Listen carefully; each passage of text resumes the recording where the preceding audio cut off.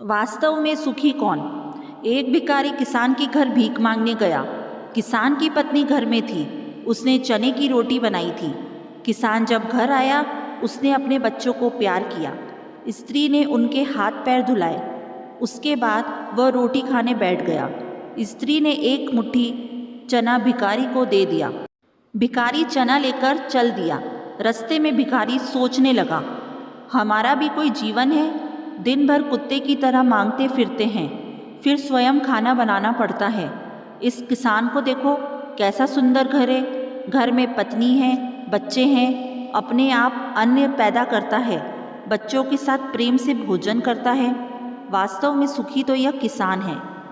इधर वह किसान रोटी खाते खाते अपनी पत्नी से कहने लगा, नीला बैल बहुत बूढ़ा हो गया है, अब वह किसी तरह काम नहीं देता। यदि कहीं से कुछ रुपयों का इंतज़ाम हो जाए तो इस साल का काम चले। साधोराम महाजन के पास जाऊंगा, वह ब्याज पर पैसे दे देंगे। भोजन करके वह साधोराम महाजन के पास गया। बहुत देर चिचोरी विनती करने पर 1 रुपये सैकड़ा सूद पर साधो ने रुपए देना स्वीकार किया। एक लोहे की तिजोरी में से साधोराम ने एक थैली निकाली और गिनकर रुपए किसान को दे दिए। रुपए लेकर किसान अपने घर को चला। वह रास्ते में सोचने लगा, हम भी कोई आदमी है, घर में 5 रुपये भी नगद नहीं। कितनी चिचोरी विनती करने पर उसने रुपए दिए हैं। साधो कितना धनी है, उसके पास सैकड़ों रुपए हैं। वास्तव में सुखी तो यह साधोराम ही है। साधोराम छोटी सी दुकान चलाता था। वह एक बड़ी दुकान से कपड़े ले आता था और उसे बेचता था। दूसरे दिन साधोराम कपड़े लेने गया। वहाँ सेठ पृथ्वीचंद की दुकान से कपड़ा लिया। वह वहाँ बैठा ही था कि इतनी देर में कई तार आए। कोई बम्बई का था, कोई कोलकाता का। किसी में लिखा था 5 लाख मुनाफा हुआ, किसी में 1 लाख का। साधु महाजन यह सब देखता रहा। कपड़ा लेकर वह चला आया। रास्ते में सोचने लगा, हम भी कोई आदमी हैं। 100-200 जुड़ गए, महाजन कहलाने लगे। पृथ्वीचंद कैसे हैं, एक दिन में लाखों का फायदा। वास्तव में सुखी तो यह है। उधर पृथ्वीचंद बैठा ही था कि इत्ते में तार आया कि 5 लाख का घाटा हुआ। वह बड़ी चिंता में था कि नौकर ने कहा, आज लाट साहब की राय बहादुर सेठ के यहाँ दावत है, आपको जाना है, गाड़ी तैयार है। पृथ्वीचंद गाड़ी पर चढ़कर राय बहादुर की कोठी पर चला गया। वहाँ सोने चांदी की कुर्सियाँ पड़ी थी। राय बहादुर जी से कलेक्टर, कमिश्नर हाथ मिला रहे थे। बड़े बड़े सेठ खड़े थे।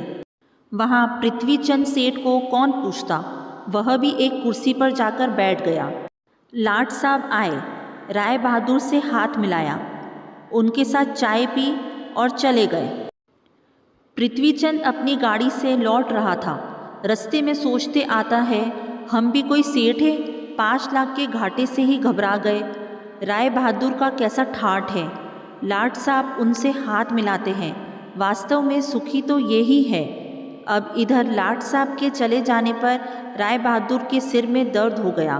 बड़े बड़े डॉक्टर आए। कई तार घाटे के एक साथ आ गए थे।